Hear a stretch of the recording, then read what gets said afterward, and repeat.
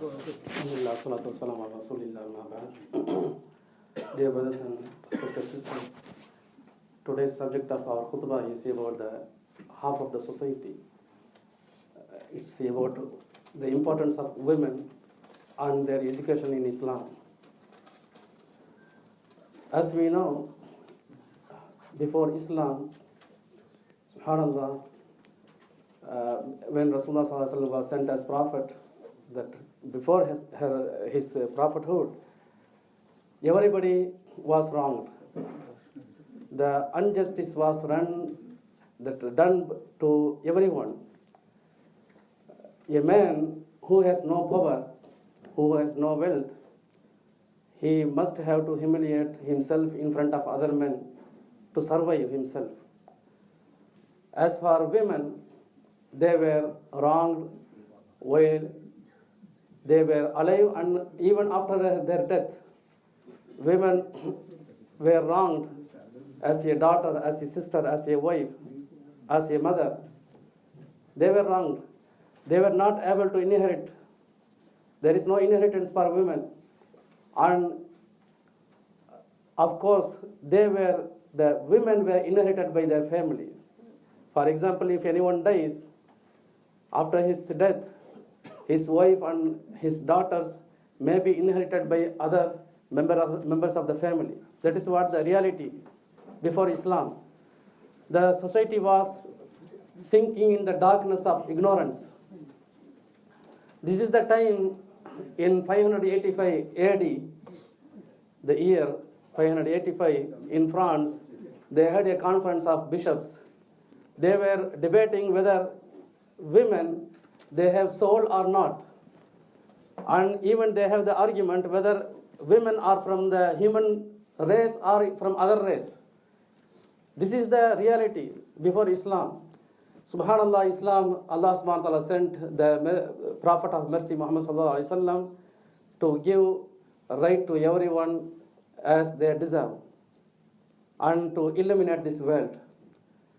That is the reality. Allah, Rasulullah sallallahu alayhi wa sallam, when he called men towards Islam, to accept Islam, he called the women also. The first one to accept Islam was Khadija radiyallahu anha, a woman. And many times we see even the first women who was killed for the cause of Islam, Sumayya radiyallahu anha, she was tortured and killed. And many women, they endured torture and they were ready to martyr. Because what? They found the real honor. They found the reality of their respect. That is why they are ready to give up their souls, endure their tortures. We can see throughout the history, before going to these some events, just to make a long story short, Allah subhanahu wa ta'ala makes it clear in Surah Tahrim, and the ulama, they derive from this ayah, the women are actually, they are half of the society. They are not half of the society only, they are responsible to bring the another half of the society. So they make the whole society. When husband is not at home, they are the ones who look up after the children, and they are the one who teach the tarbiyah, they are the one who teach about Allah subhanahu wa ta'ala and His deen.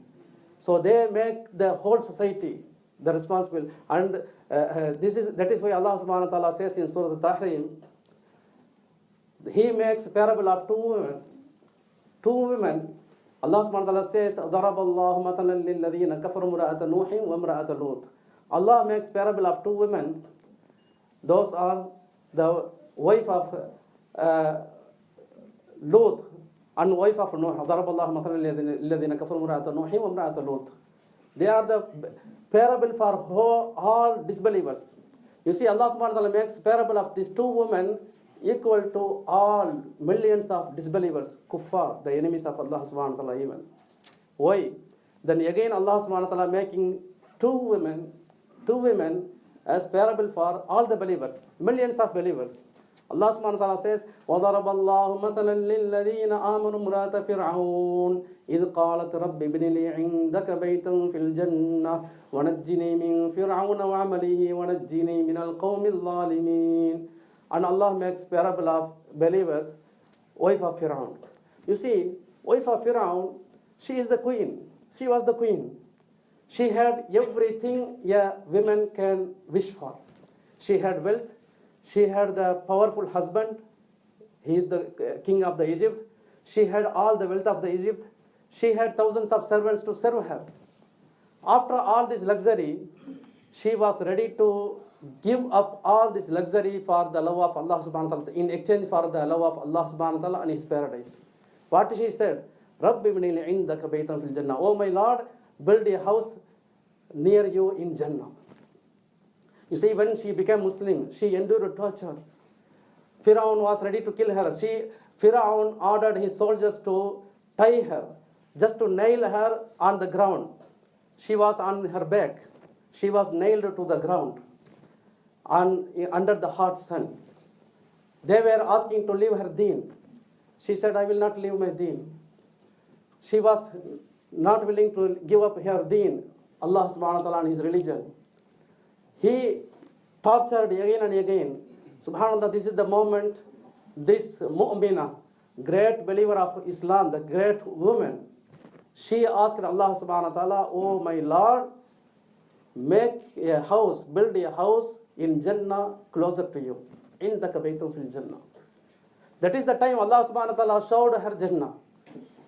You see, she is watching, she is just seeing the sky, heavens, and praying Allah subhanahu wa ta'ala. She cannot even raise her hands. Her hands are tied to the ground, nailed to the ground. She cannot raise anything. Just she was looking at the sky and asking Allah subhanahu wa ta'ala, oh Allah, build a palace near you in the Jannah. That is the time Allah subhanahu wa ta'ala showed her Jannah and her house. That is the time she was smiling, she was laughing while seeing the sky. That is the time Firaun saw, and he surprised, he said, she got mad, she is crazy, kill her. Suddenly, before she was killed, Allah subhanahu wa ta'ala took her soul. Her blessed soul was taken away before she was killed. And in the end, Firaun ordered his soldiers to throw on her a big stone. They crushed her head with stone. Subhanallah. She endured torture. There are great women of Islam. Allah subhanahu wa ta'ala makes another parable of believers, another woman, great woman, Maryam alayhi salam, the Isa alayhi salam. She is also Siddiq. Allah subhanahu wa ta'ala makes her example for the believers. Allah subhanahu wa ta'ala calls her as Siddiqa. And there are a lot of examples of women who sacrifice their souls. That is why, how important, you see, these women, when they were taught by the love and deen of Allah subhanahu wa ta'ala, love of Allah subhanahu wa ta'ala, their iman got strong. And we have to learn about this. And more events we have seen in the time of Rasulullah sallallahu alaihi wasallam. One woman, her name is Shariq al-Ghatafaniya radiyallahu anha. She became Muslim while Rasulullah sallallahu alaihi wasallam was in Makkah. She became Muslim. And even after Rasulullah sallallahu alaihi wasallam passed, he went away, he migrated to Medina. She was making secretly dawah to among the women. There are a lot of women converting every day by day. They are embracing Islam. Quraysh, Kuffar, they were surprised by how you became Muslim. They asked their daughter. She became because of Shariq al-Ghatafaniya. Then in the end, they caught her. They tied her with a weak camel, and they left her in the hot desert under the sun. There are no shelter in the middle of the desert. They left her so that she was tied and she cannot move anywhere. They were torturing her. 3 days. Subhanallah. She was crying. She was asking Allah subhanahu wa ta'ala for help. She cannot raise her hands. Her hands are tied. Only she was looking at the sky and asking Allah subhanahu wa ta'ala for help. She was thirsty. She was hungry. There was no food. There was no drink. Then suddenly, Allah subhanahu wa ta'ala sent her from the sky with a bucket, a goblet with water. Just a goblet was hanging above her head, and she could drink from that water. And she says it happened thrice. 3 times it happened. The water was poured on her body to cool her body.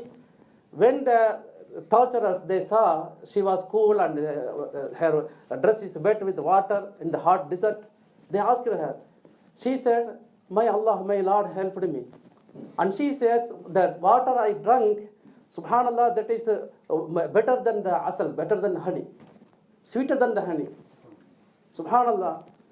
And after hearing from her, subhanallah, all these torturers, Quraysh, Kuffar, they become Muslim. They told, let us go to Rasulullah into Medina and embrace Islam. They all together went to Medina. Subhanallah, they embraced Islam.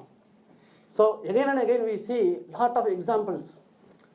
Why I took this subject, the importance is the women, they make half of the society and they make the other half of the society. But their education, if we upbring women, our daughters, our sisters, even our wives, if we teach them the correct deen, the Islam and Iman, if we teach them, if they had the yaqeen, then it will result in the prosperity of the society. The prosperity of the society can be done only through the women and their education, and then it will also result in the education of the children, in the men also. Otherwise, if we are not educating the women, that is what Allah subhanahu wa ta'ala says, ضَرَبَ اللَّهُ مَثَلًا لِلَّذِينَ كَفَرُوا امْرَأَةَ نُوحٍ وَامْرَأَةَ لُوطٍ. They are the parables for the disbelievers. If we are not upbringing our children, our women, especially, if we are not teaching them the knowledge of Allah subhanahu wa ta'ala, then that will be the destruction of the whole society. You see, these 2 women, they were living under the 2 great prophets of Islam. They were living under the 2 pious men of Islam, Nuh alayhi salam and Lut alayhi salam. But they were not able to avail the mercy of Allah subhanahu wa ta'ala. They were kuffar. Because of the wife of Nuh alayhi salam, even the son of Nuh alayhi salam became kafir. It's very obvious. That is why we have to teach our women what we have to teach. If we are not teaching the deen, if we are not keeping busy with the deen of Allah subhanahu wa ta'ala, if we are not keeping our women with our religion, busy with our religion, then what will be the end result? They will see the movies, they will see the cinemas, they will try to copycat the heroines of the cinemas, they will try to show up their body parts and makeups in the road. That will be the destruction of the society. That is why we have to take care of our children, we have to take care of our women. May Allah give us tawfiq. Wa akhir dawan alhamdulillah rabbil alamin. Just I give some short, brief detail in Urdu of the subject of this khutbah. میرا بھائی دوستوں، آج کی خطبہ کی موضوع ہے عورتوں کی اہمیت دین اسلام میں اور عورتوں کی تعلیم کا اہمیت. کیونکہ عورتوں کی تعلیم، اگر صحیح تعلیم، اسلام کی تعلیم، اسلام کی ایمان کی تعلیم دیں گے، پھر اسی میں معاشرت کی کامیاب ہے. معاشرت کی کامیاب اسی میں ہے. اگر اس کی بغیر معاشرت کی تباہی ہے. کیونکہ اللہ تعالیٰ نے فرمایا تھے قرآن میں، ضرب اللہ مثلا للذین کفروا امرأۃ نوح وامرأۃ لوط. کافروں کا، کفاروں کا مثال ہے 2 عورتیں ہیں. یہ 2 عورتیں 2 انبیاء علیہ السلام کے نیچے رہتے تھے، یعنی نوح علیہ السلام کی بیوی اور لوط علیہ السلام کی بیوی. لیکن ان لوگ ایمان والے نہیں تھے. یہ بیویاں دونوں ایمان والے نہیں تھے. اس وجہ سے پورا معاشرت کی بھی تباہی تھی، کیونکہ نوح علیہ السلام کا بیٹا خود ایمان والا نہیں تھا. ایسا ہی ہو گیا لوط علیہ السلام کا بیوی دشمنوں کے ساتھ، گناہگاروں کے ساتھ کوآپریشن کرتی تھی، ان لوگوں کے ساتھ چلتی تھی. اس لیے پورا معاشرت کی تباہی تھی. لیکن فرعون کتنا بڑا اللہ کی دشمن ہے. اس کا بیوی مسلمان تھی، ایمان والی تھی. اس وجہ سے ایمان کی وجہ سے اللہ تعالیٰ نے فرماتے ہیں قرآن میں، مثلا ضرب اللہ مثلا للذین آمنوا امرأۃ فرعون. اللہ تعالیٰ مثال دیتا ہے یہ ایمان والوں کے لیے، یہ فرعون کا بیوی، یہ بہت بڑی عظیم عورت تھی. سبحان اللہ، اتنا بڑا ٹارچر، اتنا بڑا تعذیب کی بات بھی ایمان کو چھوڑتی نہیں تھی. ایسا ہی ہے مریم علیہ السلام، وہ بھی صدیق. اللہ تعالیٰ نے فرماتے ہیں قرآن میں صدیقہ، مریم صدیقہ. اور بھی ہم لوگ کتنا یعنی سیکھتے ہیں یعنی تاریخ میں، اسلامی تاریخ میں. ام شریق رضی اللہ عنہ، ام شریق رضی اللہ عنہ ایک عظیم عورت تھی. مکہ میں رسول صلی اللہ علیہ وسلم ہجرت کرنے کے بعد دعوت کرتی تھی، عورتوں کے درمیان میں دعوت کرتی تھی. کئی لوگ مسلمان ہو گئے. اس وجہ سے قریش لوگ غصہ ہو گیا اس کے اوپر، یہ عورت کے اوپر. اس کو ایک اونٹ میں باندھ کے صحرا میں چھوڑ دیا. کچھ شیلٹر، کچھ چھاؤں نہیں ہے، کچھ بھی نہیں ہے ادھر. اتنا بڑا تعذیب، 3 دن تعذیب عذاب کیا ہے. اس کے بعد بھی وہ کیا کرتی تھی؟ صرف اللہ تعالیٰ سے دعا کرتی تھی. سبحان اللہ، اللہ تعالیٰ نے نازل فرمایا آسمان سے پانی کی آیا، اس کے صرف منہ کی اونچا اوپر، جب تک وہ پی سکتا ہے وہ پی رہی تھی. اس کے بعد وہ پانی اس کے اوپر بھی ٹھنڈا کرنے کے لیے، بدن کو ٹھنڈا کرنے کے لیے وہ اس کے اوپر بھی گرا ہے پانی. سبحان اللہ. یہ دیکھ کر یہ کتنا دشمن تھے، عذاب کرنے والے تھے. ان لوگ پورا مسلمان بن گیا. سب لوگ بولتے تھے ہم لوگ ابھی جائیں گے رسول اللہ صلی اللہ علیہ وسلم کے پاس، مدینہ میں جائیں گے اسلام قبول کے لیے. سبحان اللہ. کیونکہ عورتوں کا اگر تعلیم صحیح تعلیم دیں گے، اسی میں معاشرت کی کامیاب ہے. اگر عورتوں کا تعلیم نہیں ہے، اگر اسلام کے ساتھ ان لوگ مصروف نہیں ہے، اسلام دین کے ساتھ، قرآن کے ساتھ دین کو سیکھنے میں ان لوگ اگر مصروف نہیں ہے، ان لوگ کیا کریں گے؟ فلم دیکھیں گے، سنیما دیکھیں گے، اس کو کاپی کرنے کے لیے کوشش کریں گے. ادھر وہ کیسا میک اپ کرتا ہے، وہ کیسا باڈی کو دکھاتا ہے، کیسا دوسروں کو دکھاتا ہے، اس میں پورا کامیاب نہیں ہے. معاشرت کی پورا تباہی ہے. اللہ تعالیٰ سے دعا ہے عمل کی توفیق دے. وآخر دعوانا الحمدللہ رب العالمین. السلام علیکم ورحمۃ اللہ وبرکاتہ.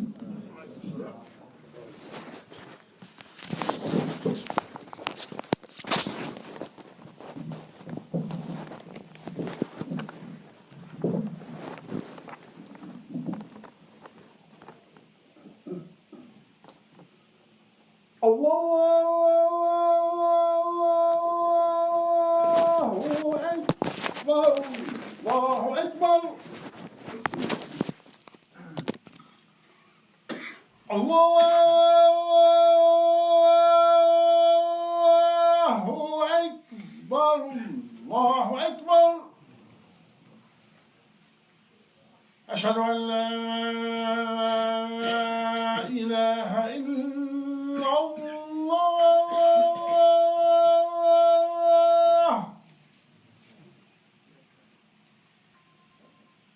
أشهد أن لا إله إلا الله.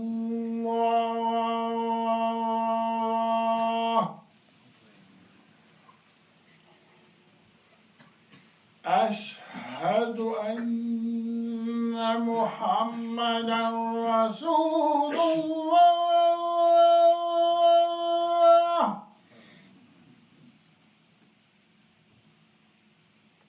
أشهد أن محمدا رسول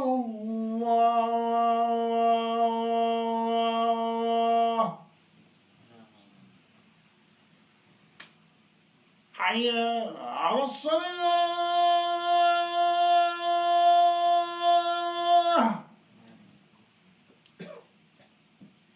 حي على الصلاة.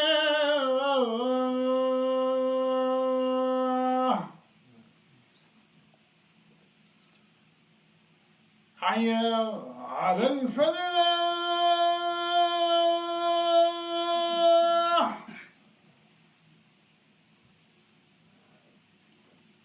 حي على الفلاح.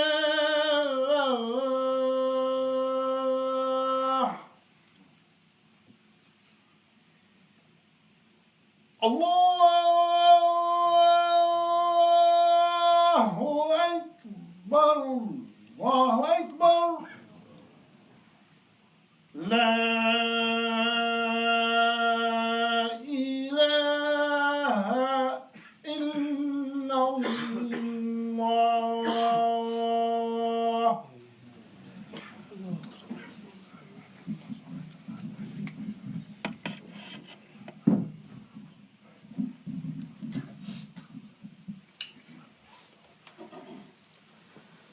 لله رب العالمين إن الحمد لله نحمده ونستعينه ونستغفره ونستهديه ونؤمن به ونتوكل عليه ونعوذ بالله من شرور أنفسنا من سيئات أعمالنا من يهده الله فلا مضل له من يضلل فلا هادي له وأشهد أن لا إله إلا الله وحده لا شريك له وأشهد أن محمدا عبد الله ورسوله صلوات الله وسلامه عليه أما بعد إن الله أرسل محمدا صلى الله عليه وسلم والناس في جاهلية جهلا وفي ضياع وأعماء وشقاء وفي اضطراب فكري وارتباك اجتماعي وظلم سياسي حتى أن الإنسان الذي ليس له بطش أو سلطان لا يجد حماية لنفسه إلا إذا أذل نفسه لإنسان آخر وكان من الظلم الذي أحاق بالإنسان ظلم الإنسان للمرأة فظلمها بنتا وظلمها زوجة وظلمها أختا وظلمها أما وظلمها في حياتها وظلمها بعد موتها وكان أكثر الناس في العالم ينظر إلى المرأة كأنها متاع إن اشتباه استمتع به وإن استغنى منه رفسه واركله واحتقره وأبعده وهجره لم تكن للمرأة تورث بل كانت أحيانا تورث ولم تكن المرأة تختار لنفسها بل كان أبوها يختار لها ويفرض عليها ما يراه لها دون مرعاة لمشاعرها ورغبتها وكان كثير من العرب يعد البنت وهي حية فإذا جاءت المرأة المخاض وأحست بآلام الولادة خرجت إلى الخلاء وحفر لها حفرة ثم إذا وضعت إن كان المولود ولدا فرحت وابتشرت ورجعت إلى أهلها وأقيمت الزينات والأفراح وإن كان المولود بنتا أسود وجهها من الغم وألقيت ابنتها في الحفرة وأهيل التراب عليها حية والأم يمزق قلبها ولا أحد يرق لها كما قال تعالى وإذا بشر أحدهم بالأنثى ظل وجهه مسودا وهو كظيم يتوارى من القوم من سوء ما بشر به أيمسكه على هون أم يدسه في التراب ألا ساء ما يحكمون فلما جاء الإسلام رفع الظلم عن البشر وأعطى كل إنسان حقه ووضع المرأة في مكانها الطبيعي وبين للرجل وللمرأة أن كل منهما في حاجة للآخر فقال للرجل ومن آياته أن خلق لكم من أنفسكم أزواجا لتسكنوا إليها أي أن المرأة خلقت منك فقد خلقت حواء من آدم فهي جزء منك وهي بعضك ولا يستغنى الكل عن البعض ولا يستغنى الإنسان عن الجزء منه فلا يستغنى الرجل عن المرأة كما بين للمرأة أنها جزء من الرجل وأن الرجل أصلها وأن المرأة لا تستطيع حياة الجميلة بدون الرجل فهي أحوج ما تكون إليه كما يحتاج الفرع إلى الأصل هو الذي خلقكم من نفس واحدة وجعل منها زوجها ليسكن إليها وبين تعالى في كتابه أن جميع الأوامر وجميع النواهي هي للرجال وللنساء على السواء فالرسول صلى الله عليه وسلم أرسل إلى الرجال والنساء والقرآن أنزل للرجال والنساء فالله ذكر كل ذلك في القرآن وعند الكلام عن الجزاء أهل الإيمان فإنه سبحانه ذكر الجميع وعد الله المؤمنين والمؤمنات جنات تجري من تحتها الأنهار خالدين فيها مساكن طيبة في جنات عدن ورضوان من الله أكبر ذلك هو الفوز العظيم إن الجزاء الحسن والحياة الكريمة ورضاء الله تعالى والسعادة الدنيا والآخرة كما يكون للرجل الصالح يكون للمرأة الصالحة والله رب الرجال ورب النساء ولا يميز أحدا على أحد إلا بالتقوى فرب امرأة تقية كانت أفضل من 1000 رجل لأنهم ليسوا أتقياء إن أكرمكم عند الله أتقاكم ولما ذكر الله تعالى الإيمان والإسلام والصدق والذكر فإنه ذكر المؤمنين والمؤمنات مع بعضهم في آية واحدة فقال إن المسلمين والمسلمات والمؤمنين والمؤمنات والقانتين والقانتات والصادقين والصادقات والصابرين والصابرات والخاشعين والخاشعات والمتصدقين والمتصدقات والصائمين والصائمات والحافظين فروجهم والحافظات والذاكرين الله كثيرا والذاكرات أعد الله لهم مغفرة وأجرا عظيما. نعم، جمع الله الذكور والإناث في الفضائل، ولما جاء الإسلام دعيت المرأة إلى الإيمان به كما دعي الرجل، وجاهدت المرأة في الإسلام كما جاهد الرجل. وذكر القرآن في آياته نساء مؤمنات تعدل الواحد منهن ملايين الرجال، فاضرب لهن مثلا بامرأة فرعون إذ قالت رب ابن لي عندك بيتا في الجنة ونجني من فرعون وعمله ونجني من القوم الظالمين. وذكر الله سبحانه مريم أم عيسى عليه السلام وذكر أنها صديقة، ولم يذكر الله اسم صديق واحد في القرآن سوى الأنبياء. أما بالنسبة لغير الأنبياء فلم تذكر الصديقة في القرآن إلا مريم، فقال ما المسيح ابن مريم إلا رسول قد خلت من قبله الرسل وأمه صديقة كانا يأكلان الطعام. إذن كرم الله النساء تكريما ما بعده تكريم، وأعطى الله المرأة حقها، بل إنه لما ذكر قصص الرجال في القرآن وخاصة قصص الملوك كان أكثر الملوك المذكورين من الرجال في القرآن ممن ضل وكفر وخاب سعيه، ولكنه ذكر ملكة واحدة كانت أفضل من ألوف الملوك والرجال الذين كفروا بالله، هي بلقيس ملكة سبا التي قال الهدهد لسليمان عنها وفي أهل اليمن إني وجدت امرأة تملكهم أوتيت من كل شيء ولها عرش عظيم وجدتها وقومها يسجدون للشمس من دون الله. كان موقفها أفضل 1000 مرة من موقف فرعون لأن قومها أرادوا أن يأخذوا الأمر بقوة، فقالت لهم وإني مرسلة إليهم بهدية فناظرة بما يرجع المرسلون. كانت عاقلة وذكية لأنها أرسلت الهدية لتختبر سليمان، فلما رفض سليمان الهدية عرفت أنه نبي فسارت بقومها إليه، ولما التقيا به ورأت آيات الله ورأت صدقه آمنت حين عرض عليها الإسلام قالت رب إني ظلمت نفسي وأسلمت مع سليمان لله رب العالمين. لم تقل أسلمت لسليمان لكن العظيمة المؤمنة قالت أسلمت أي خضعت مع سليمان لله لا لأحد سواه. هذا كان وصف القرآن للمرأة المؤمنة. نفعني الله إياكم بالقرآن العظيم وبسنة نبيه الكريم صلى الله عليه وسلم. أقول قولي هذا وأستغفر الله لي ولكم فاستغفروه إنه هو الغفور الرحيم.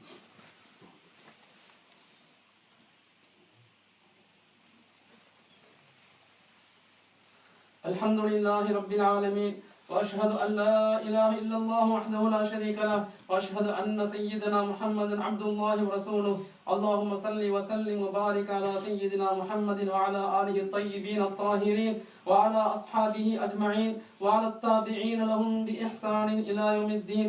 أما بعد، كما أن الإسلام يذكر للنساء في صدر الإسلام مواقف راعية ومواقف مدهشة، فكما صبر المسلمون على العذاب من الرجال صبرت المسلمات من النساء. ففاطمة بنت الخطاب رضي الله عنها تسلم قبل أخيها عمر، ولما عرف عمر بذلك ضربها فتقول في وجهه حين رأت الدم يسيل منها نعم يا ابن الخطاب أسلمت فافعل ما بدالك. فيصعق عمر من إجابتها ويقول لها جيئني بالكتاب الذي تقرؤون منه فتأتيه به. فلما قرأه قال دلوني على محمد صلى الله عليه وسلم كي أسلم. وإن أم شريك آمنت وعذبت وجوعت وعطشت وألقيت في الحر وهي في شبه إغماء من الجوع والعطش، ولما حاولوا ردها إلى الكفر قالت اقتلوني ولن أعود للكفر أبدا. وبينما هي في حالة الإغماء أحست بشيء رطب على فمها وهي مقيدة ومربوطة في الشمس، فنظرت فإذا دلوا من السماء نازل لكي تشرب منه. الله سقاها كرامة لها، ولما عرف قومها الحقيقة عرفوا عنها على الحق وعنهم على الباطل، فكوا وثاقها وحبالها وقالوا لها فلننطلق إلى رسول الله صلى الله عليه وسلم لنعلم إسلامنا. وكذلك أيمن الحبشية امرأة هاجرت وحدها في شدة الحر والعطش وكانت صائمة، ولكن الله تعالى حين جاء وقت الغروب أنزل إليها دلوا من السماء فشربت منه، وكانت لا تحمل ماء معها ولا تجده من حوليها. تقول أيمن وهي مربية الحبيب محمد صلى الله عليه وسلم، تقول بعد أن شربت من هذا الدلو: كنت أصوم في اليوم الشديد الحر فلا أشعر بعطش أبدا. ولا ننسى نسيبة الأنصارية والتي كانت مع النبي صلى الله عليه وسلم تدافع عنه في أحد حين انهزم كثير من الرجال وابتعدوا عنه، حتى قال عنها صلى الله عليه وسلم: ما التفت يمينا وشمالا إلا وأنا أراها تقاتل عني.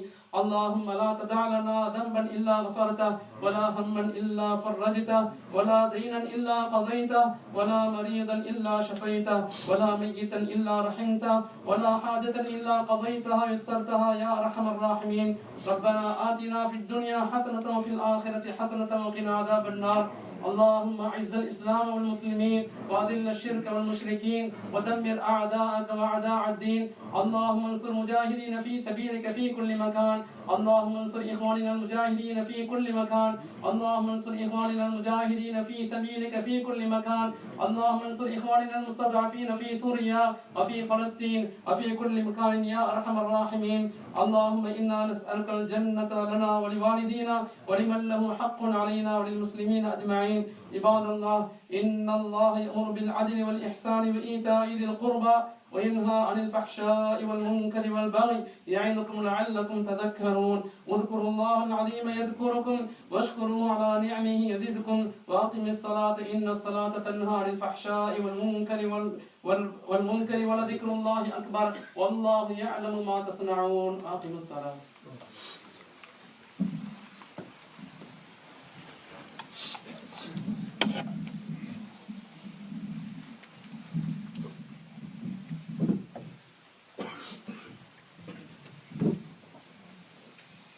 الله أكبر الله أكبر، لا إله إلا الله محمد رسول الله. حي على الصلاة حي على الفلاح، قد قامت الصلاة قد قامت الصلاة. الله أكبر الله أكبر، لا إله إلا الله. استووا واعتدلوا.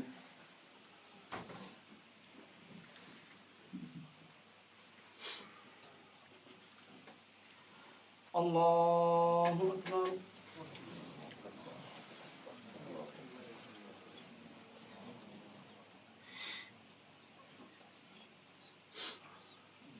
الحمد لله رب العالمين الرحمن الرحيم مالك يوم الدين إياك نعبد وإياك نستعين اهدنا الصراط المستقيم صراط الذين أنعمت عليهم غير المغضوب عليهم ولا الضالين.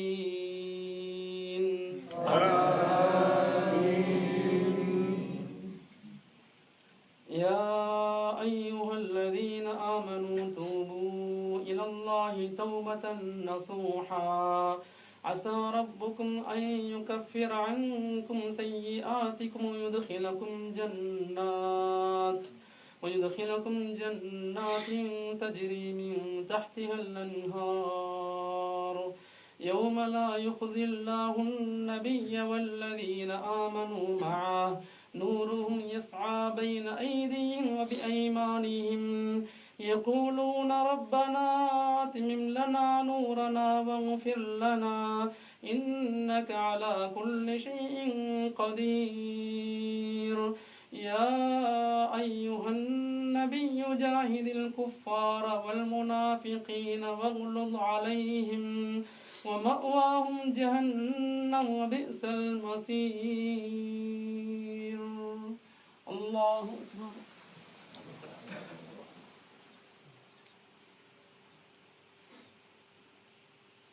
سمع الله لمن حمده. الله أكبر.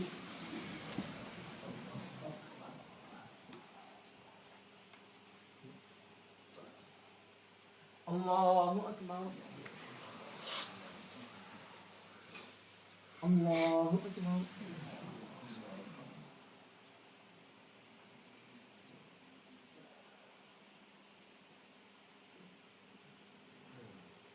الله أكبر.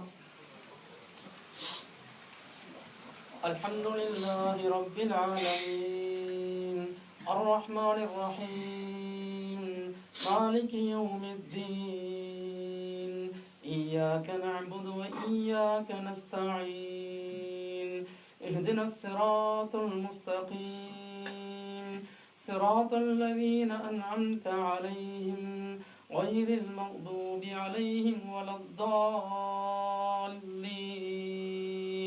آمين.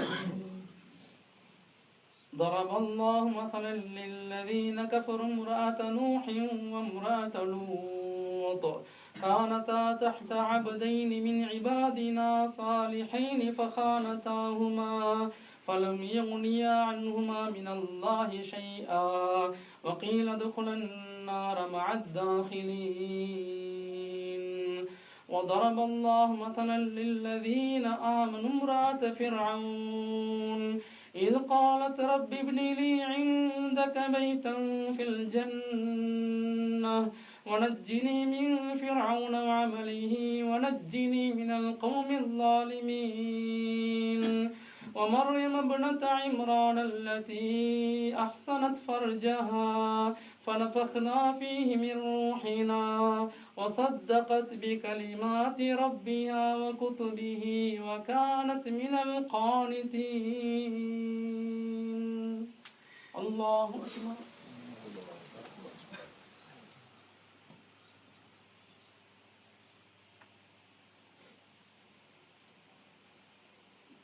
سمع الله لمن